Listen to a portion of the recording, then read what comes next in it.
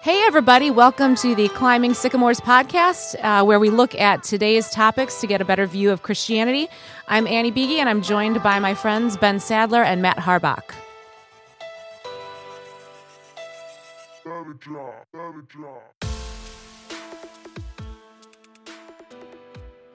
Welcome. Well, what is today? The 13th? I think so. So Sounds then about right. when is St. Patrick's Day? Is it Sunday? The 17th? No, wait. Yeah, yes, it is. It is Sunday. What are you guys going to do for St. Patrick's Day? Going to Anything? worship the Lord in his house. So am I. What are you going to do? Drive the I will do snakes that first. out of the neighborhood, just like Yes. St. Patrick did. That's Okay. right. Do you know that's the whole Banish story? snakes. No. St. Patrick was the missionary who drove the snakes out of England. That's kind of his. And Is his flex? yeah, that's what he Wait, did. Ireland or England? Or Ireland. I'm sorry, Oh. Ireland. Yeah. And so my grandma said we had Irish blood. Who knows if that's true? But she would always make corned beef and cabbage, and so my parents are going to make that. I was thinking about making some Reuben sandwiches. There you go. For the offspring, my children. Do we have... March is not really a good time for snakes, though, right? Like, we're not having a lot of snakes in March here. No, Maybe this year. it's pretty warm.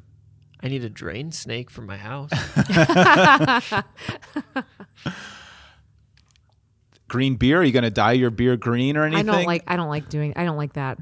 I'll drink weird. regular beer, sure. I feel like it would turn all your intestines green or something. Yeah, And your that's not right. So excrement. much dye. Yeah. Go in green, same way it comes out. Oh, man. Well, Matt, you wanted to dive into the deep waters today. Yeah, we've been covering some heavy topics, so I thought we'd tackle an easy Okay. one today. Oof. All right. Some light reading for you. What's your question? The question is, can or should Christians use transgendered pronouns? So, if someone is a male to female transitioned transgender person and says, I go by she, her, can or should we as Christians actually refer to that person as a woman, even though they were born as a man? My knee jerk is yes.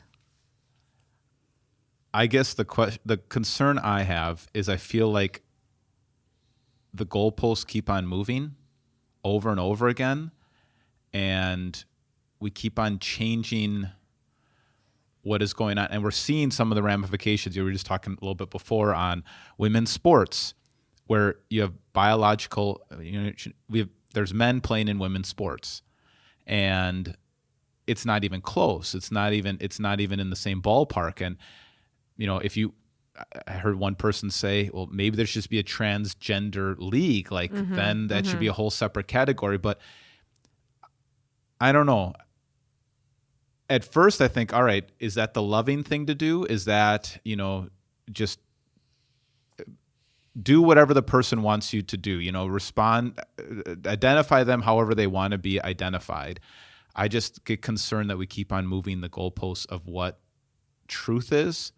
And if we keep on, it's because not true. They're not, it's a male and there's a female. What about somebody who has fully transitioned, or in other words, they've had these surgeries, they've done the hormones, there are a lot of I think people, let's say, trans women who really do look like women, that were not born biologically a woman. Right. So I think again, there's the pastoral heart that says, I want to care for people and acknowledge, but every chromosome in their body, every cell is saying that they're not. Whatever you do, you're still a man. You're still, no matter how far you go with that. I don't think it's good for women. I don't think it's good for anybody. And a lot of times, statistically, these are just. I remember we went to a conference a couple of years ago, and a expert, renowned expert, I think is Warehouse. I'll have to look it up, his name. But he talked about how something like 70 to 80% of people who have gender dysphoria when they get past puberty into their usually their 20s, they usually no longer, it's like 80% no longer struggle with that. They might be homosexual or some other things that might happen, but they no longer have that desire to transition. And there was a time where I think it was St. John's Hopkins would not do the surgeries because they had so many people come back and say, this didn't solve my problem. Mistake, yeah. Yeah, this didn't solve my problem. So the effort that you have to go to redesign your body and well, people do it with plastic surgery. I mean, sure. I don't know. I struggle because we're continuing to say things that aren't true, and how many things are we going to just say that aren't true? Like the sky is blue. I'm going to keep saying it's yellow. I'm going to keep saying it's something else. And I just happened to be reading today. I was reading Matthew 19. It says this, when Jesus had finished saying these things, he left Galilee and went to the region of Judea, the other side of the Jordan. Large crowds followed him, and he healed them there. Some Pharisees came to him to test him. They asked him, "Is it lawful for a man to divorce his wife for any and every reason?" "Haven't you read," he replied, "that at the beginning the Creator made them male and female, and said, for this reason a man will leave his father and mother and be united to his wife. The two will become one flesh." And so it's just interesting that Jesus says, in the beginning, the Creator made them male and female, and they were trying to test him to try to change the definition of what marriage is, and you could make an easy divorce. And he said, Moses permitted you to change your definition of marriage because your hearts were hard. So I guess that's the part that I'm just concerned about, that we continue to move the goalposts. We continue to change definitions of clear definitions, and is there any end to this? What is what does it affect? Like, what is your goal in just continuing to call somebody a he, him, if that person prefers to be called a she, her? Like, do you think that you're going to change somebody's mind? No, I don't think. I'm not going to change their mind. I think the thing that I struggle with is, all right, 10 years ago, it was changing the definition of marriage. Marriage is no longer between a man and a woman. That's like, nobody even thinks about that anymore. Mm-hmm, mm-hmm. Now, then we're going to change the definition of a man and a woman. That was like 4 or 5 years ago, Caitlyn Jenner. Now we're going to encourage children to transition. This is a problem. I don't like this. So that's what I mean. Like, where does this stop? Right. It just keeps on going and keeps on going. Is there ever a moment where and why are we waiting until it happened to children? And I guess that's my problem, is that we keep on moving and moving and moving. All of a sudden you wind up at a place you're like, how did we get here? How did we get here? And so I think I would try to find a way to not use pronouns at all when I talk to somebody, like as much as I can to not. You never actually use someone's pronouns when you're talking to them. Right. That's true. Yeah. It's a silly thing. And, I think that's interesting that it's now they, instead of, we used to go like, when you're writing, it'd be like he, she, but you can use a plural they. Implying multiple people. Well, or just even now in English, it's good English to say they if you don't know. It used to be that you would just use the male pronoun as He a or general. she, or he, yeah. Yeah, and it just meant in biblical translation, God wants all men to be saved. Well, that means all people. Yeah. But now you say all people, and also now it's good English to say they for a singular when you don't know the gender. So is there a way to still accommodate? But I think we need to have, we still need to have truth. We need to speak the truth in love.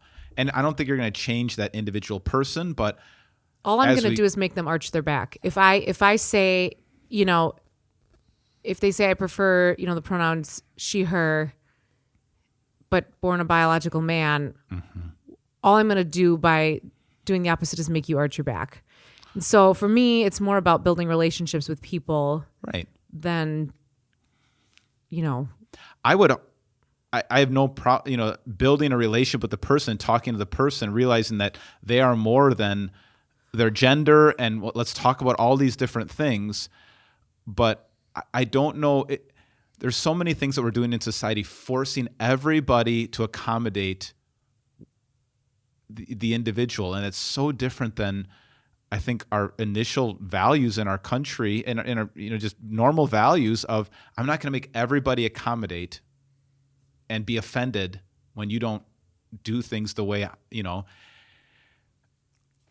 I could probably make a lot of statements too that I want to be addressed a certain way. Mm-hmm. I'd like to be a doctor. Yes. Dr. Annie, thank you. Right. And then be offended if you don't say it. I think our culture is changing. I'm just wondering, where do we stop? Maybe I wonder if talking as an individual, talking to an individual, all right, I'll call you, if you want me to call you Sally, I'll call you Sally. But as a principle and as what I want to say is true and what's not true, I think we have to find a way to not just keep on giving more and more territory to things that we see now, like, oh, this is not good for kids. Well, this is good for anybody. Well, I don't know. I guess I just always, my favorite line for myself lately is, this is above my pay grade and outside of my jurisdiction. Sure. Yes. Like, literally, this is a God thing. Like, this is something that, like, is bigger than me. Right. I don't want to say I don't care, but I'm like, this is above my pay grade. Right. Like, so to me, I hope God understands my heart. Right. When I'm willing to use these pronouns, because I don't, it's like, whatever. I'm just, man, I just feel like a boat sometimes on the ocean, just going with the flow, like, here we are. Right. Even though I don't think it's true, even though I don't think, like, I think, yeah, I have pretty clear definitions about what a man is and what a woman is, like, that to me biologically, like, but I'm not going to get into a pissing match with you over your pronouns. Like, I'm just not going to do it. Correct. I think, and that's the other question, is why is it something that causes such anger or such hostility or such, vitriol or demand, causes litigation. Either way, all these, it's like either way. And so that part is, I guess for me, that's like this keep on pushing agenda and now when you have child psychologists that are kind of encouraging this and then keeping the information from parents that they're going to try to. This is a problem. Yeah. And so I guess for me, it's okay, well, let's go back to the root cause of some of these things, because every 5-10 years, it seems to be something new that we're introducing, and we're pushing farther and farther away from a man and a woman having some children and raising a family. And I know that looks so different in many different ways, and it's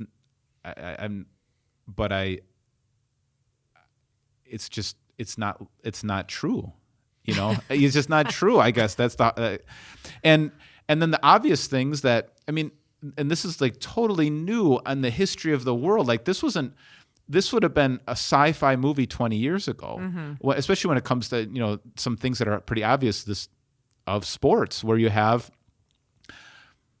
men competing in women's sports where our men's bone structure is so different. Their muscle structure is so different. There are so many things that are just different. Men are stronger. Yeah. And that, and so even just like the design too of how their body is structured can compete at a different level. So all these women who've been working their whole life to compete in these different sports, we're just going to throw all that away. And there used to be such a push, I think, for women's rights, for equality. And all of a sudden we're throwing away all those values that we just had. And I don't think this is good for women. So I know J.K. Rowling has gotten a lot of heat over the years because, and she's very open to all different kinds of lifestyles, but she was concerned of changing the definition of what a man and what a woman is for protecting women in domestic disputes and domestic violence. And if there's no such thing as violence against women because there's no such thing as a woman, she was very concerned. And she just brought that out, and she's gotten, a lot of the characters from the movies are all kind of rejected her, and she's gotten a lot of heat. But she has this conviction that as somebody who has survived abuse, we need to be able to protect women, and we need to still be able to call a woman a woman. And that was her concern. And I thought it was, yeah. What do you think, Matt? This was your topic, and we're just totally taking over the entire conversation. Go on. He's just letting us talk ourselves into the ground, aren't you? Pretty much. Dig in the hole. I think a couple of years ago, I wouldn't have cared all that much. Yeah. It's like if someone goes by a nickname that's completely different than their regular name. That crossed my mind. Mm-hmm. It's like, oh, everyone just calls me a Bud or whatever, even though my name is Robot. Robert. I don't know. Robot. Robot. I had talked to some friends. They didn't really want to go along with that. And then recently, I heard a talk from Dr. Rosaria Butterfield, who talked about this topic. And her point was very cut and dry, which was, like the Spirit of God. If God is not going to convert someone through your lying to them. There's no point where God comes and changes somebody's life through a lie. Like, you always have to speak the truth because God works through truth. And, she was against the idea of like kind of extending that bridge of like, okay, I don't really believe this, but I'll still use the pronoun because I hope maybe then you'll trust me or something like that. I don't know. That's like, I think, and you can be. And Rosaria Champagne Butterfield, she was lesbian. a lesbian who like wrote the legislation at one time for some of these marriage equality or different kinds of things like that. And then she became a Christian, and she's changed so many of her. Yeah. And she taught queer theory at Syracuse and things like that. So this is not just somebody who's like brushing over these ideas. She's been deeply influenced by them. So right. Yeah. So I think,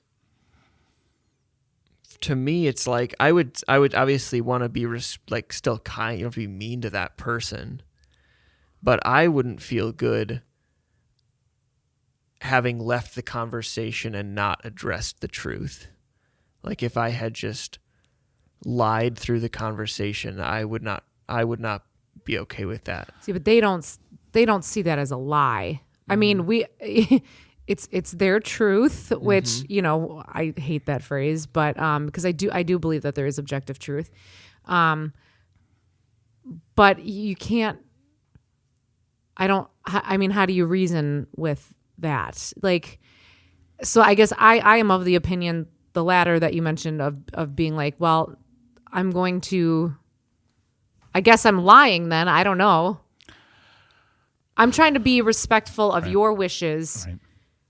And with the hope that we can develop a relationship and I don't make you arch your back just simply by saying, no, I'm not going to use those pronouns.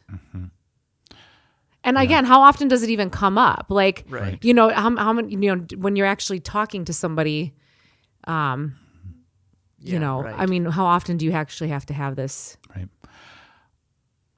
I think the challenge is just treat the person as a person. And I think that is the person already knows if you're a Christian, you believe in a different idea of truth, and that there's such thing as male and female, and there's such a thing as a person made in the image of God, and there's such a thing as God, and he's the one who designed us. And I think there's a place for also empathy. Like, I don't know what brought that person to that place. I don't know the feelings that they had, the circumstance they had, all the different things that have led them to that spot where they're making these big decisions about what to do with their body. But for me, what I've tried to do when I've been in situations with people of alternative lifestyles, all these things, is as much as I can, let's talk about you as a person. There's got to be more to you than this. And I want to get to know who that person is. And they already know I don't agree. And so when I'm interested in them as a person, I think that sends another message that you're more than this identity. You're more. And unfortunately, I mean, one thing Rosaria said that I really appreciate is that, like,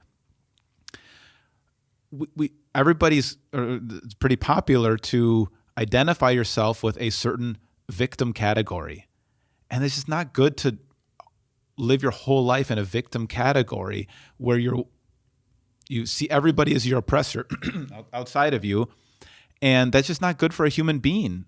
And so how can we help, or, how can we address them as not the victim, but as somebody who can overcome different things and have dignity, and you're more than this category. Well, I think in their mind, if you use the wrong pronoun or you refuse to acknowledge their truth, I guess, like, then you're almost in their mind, right, victimizing them more. I understand that because they've identified with a victim category. That's how in that power struggle of that hierarchy, that's how they see themselves. I don't think that's good. Now, I don't know if I'd agree with what you said, Matt, that, like, I wouldn't leave the conversation, because I think there is a place, like, we have people come to church that have all different lifestyles. And I know they're living all different lifestyles. And I'm just so glad they're in church. And during the worship service, or even after worship, it's not the place to go and address all these things. That I think there is something about timing.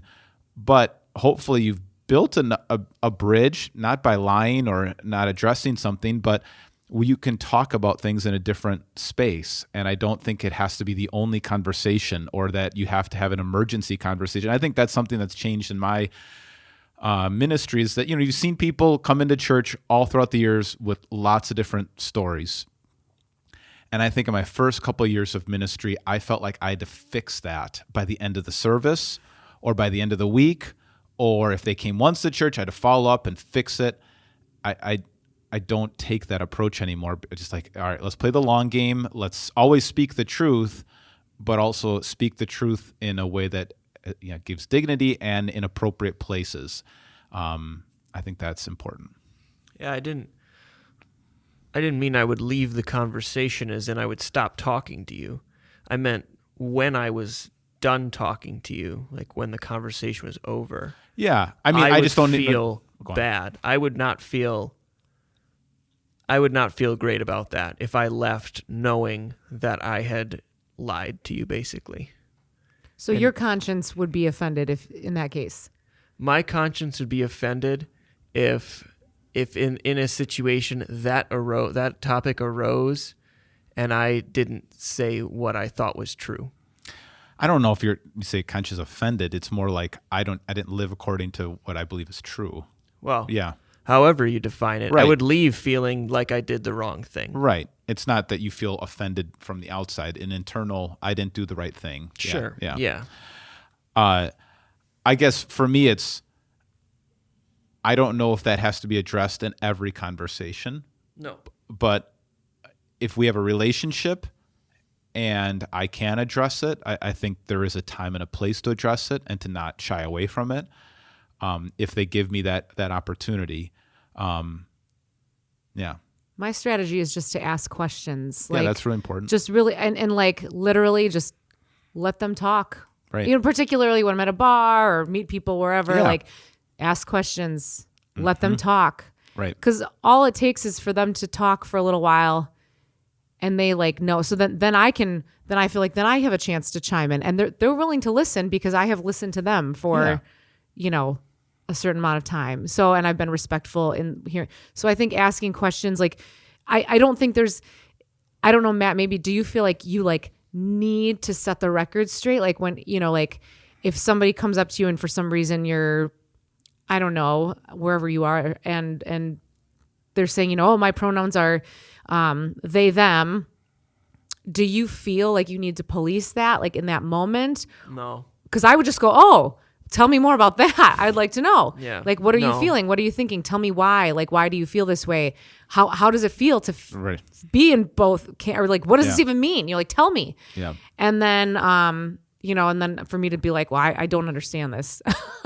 You Yeah. know, Right.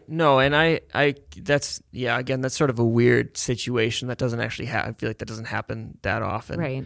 But I can think of other instances, like if I have multiple times met like some random stranger and then religion comes up or something, you know, and it's like, if we're going to have a topic and if they're going to ask me, you know, then I have to make sure that I don't leave that conversation with having lied, you know, or with missed an opportunity. But not that I have to interject. Like if someone comes up to me and says, "Oh, I'm Buddhist," by the way, I'm like, that's not right. Yeah. Right. You know? Right. Well, because it's not about like, I guess in that regard, to me, it's not about being right. I've been thinking about that a lot lately, just about like, what does it mean to be evangelizing in this day and age? And like, Sure. why do we want people? Why do we, as Christians, want people to come join our team Christian, Team Jesus? Why do we want that? And I've been thinking a lot about that. And because I think historically it feels like a lot of times Christians have been doing it to be right. You know, we are the That's right, true. and we're trying I'd to agree make with that. you right, as opposed to we want you to live a happy life knowing about Jesus and a life of peace and hope and comfort. And we want you in the afterlife and in heaven. And we want our Savior praised. Like, these are the reasons I would want somebody on Team Jesus. Not because I'm trying to say I'm right and you're wrong. It's because I want you to live happily here on earth, and I want you to live in the afterlife, and I want you to praise our Savior. So to me, it's like, are we just trying to be right? No, but it is out of compassion and care, right? Like you said, this is not going to end well. Even in the short term, you know, how many people, as we already mentioned, have had these surgeries and regretted them? It didn't solve their problem. That's not for us to. No, it's not for us, but it's out of care and compassion, not to be right. It's not to get more people to come to a church or anything like that. It's because you care about them. And I think I agree. I ask questions. I let them kind of explain all the things. And usually after a while, it's not comprehensible. So it, you know, like it doesn't, it's hard to even say that and add up. And then you realize that there's a lot of pain and sadness. Exactly. And that's when you can say something else. So yeah, if you're talking 80% of the time, you're probably trying to prove that you're right. Yeah, you're probably trying to win an argument. Right. But that's not what I'm saying. But the original question, you know, do you go around using these pronouns and like, my concern is, for the individual, hopefully there's going to be a way to minister to them and care for them as an individual. But I do have a concern, not that I can change society, but that we keep on moving this line. And every 10 years, it gets darker and darker. And now it's kids. It's the same thing with, all right,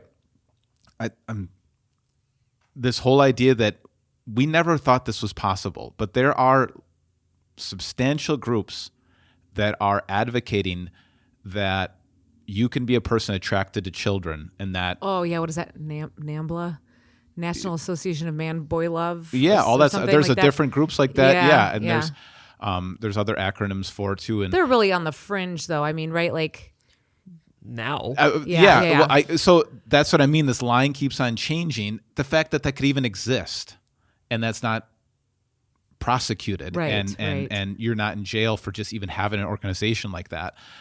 But we just keep on moving that line, and everyone says, "Oh, it'll never happen," but it's happening. And so I think as Christians, like Rosaria Butterfield says, you know, go back to the truth, and what does God's word say, and then how do you speak the truth in love? And Paul had a way of doing it, and Jesus had a way of doing it, where you do care about people. And there's a lot of craziness when Paul was doing mission work in pagan societies where they were practicing pedophilia, they were practicing homosexuality, all sorts of other. Transgenderism is not a new idea that comes up in Leviticus. Like, this isn't. And so he found ways to minister to them, and he found ways to care for these people.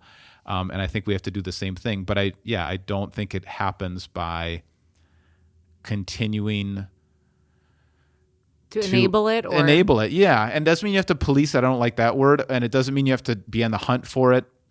But I do think you have to know in your heart, what do you believe? Because I've seen Christians change their views on this, and you have to be careful, I think. Are you accommodating, or are you changing what you believe now? Are you able to still care for the person and yet still believe the truth? I think personally, my main issue is if I talk to somebody, I'm usually not looking for conflict or argument. I'm not really I'm just like, you do you. I'm not here to you're going to tell me something about yourself and I'm going to go, oh, that's a terrible idea. Yeah. I'm like, yeah, all right, good luck. See how that works out, And so in my case, I think what I'm realizing is there are so many horrible ideas out there right now. Yeah. And you have to be willing to stand up and say the truth, and not in a belligerent way. And I don't think you say that when it's not asked of you. You don't just go blabbing at people, stand out there with a sign. Right. But that's what I mean. Yeah. Right. Yeah. And that I don't think helps anybody.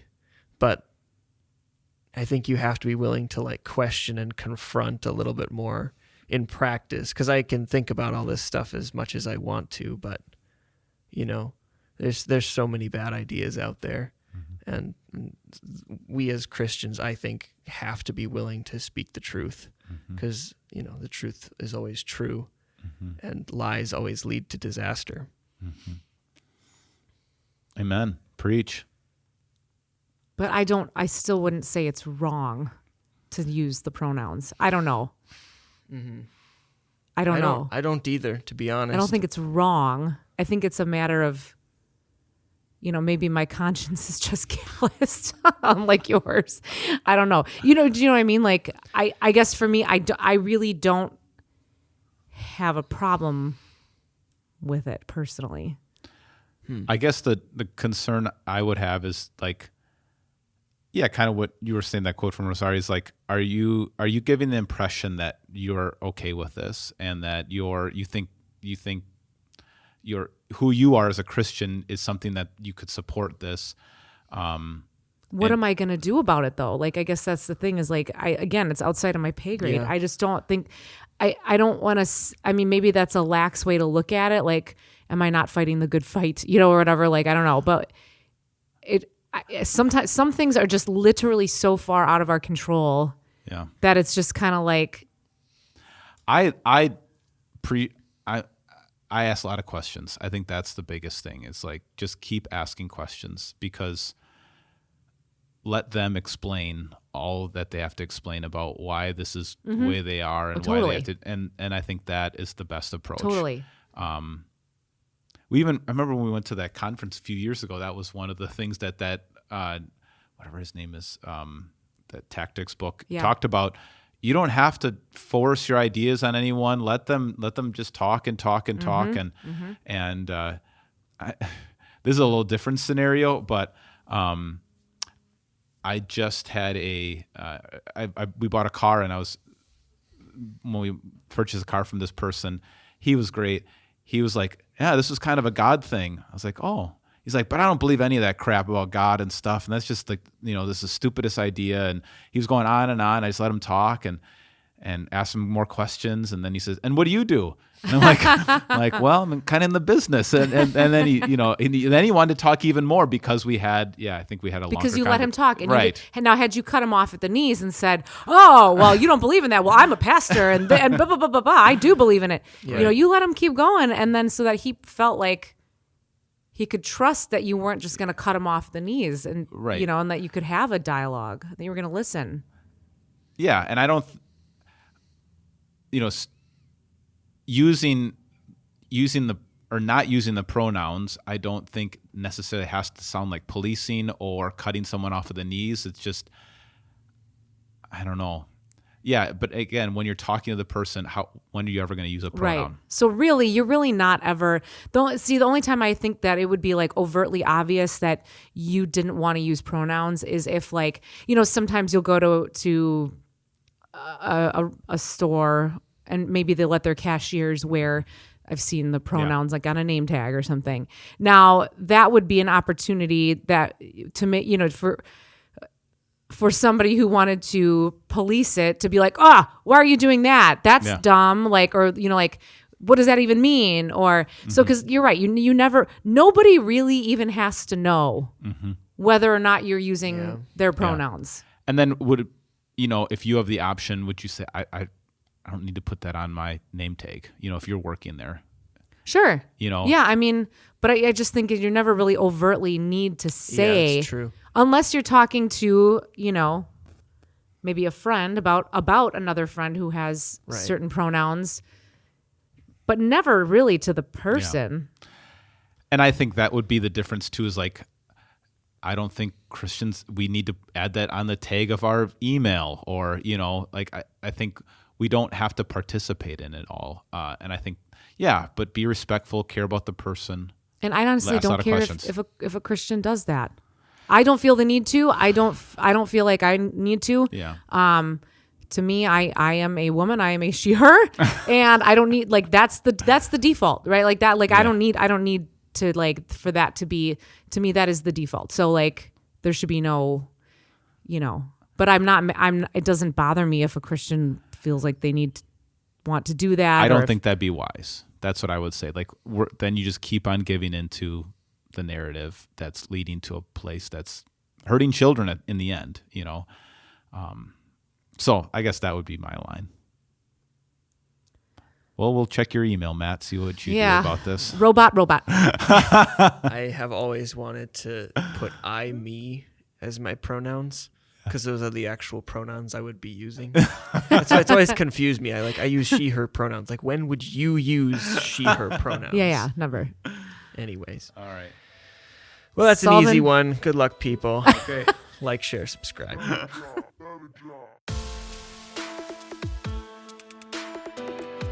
If you'd like to get a hold of us here at the Climbing Sycamores podcast, feel free to email bsadler@victoryofthelamb.com. bsadler@victoryofthelamb.com. If you like today's intro music, it's been brought to you by Andrew Lynch's song, My Name, Hello.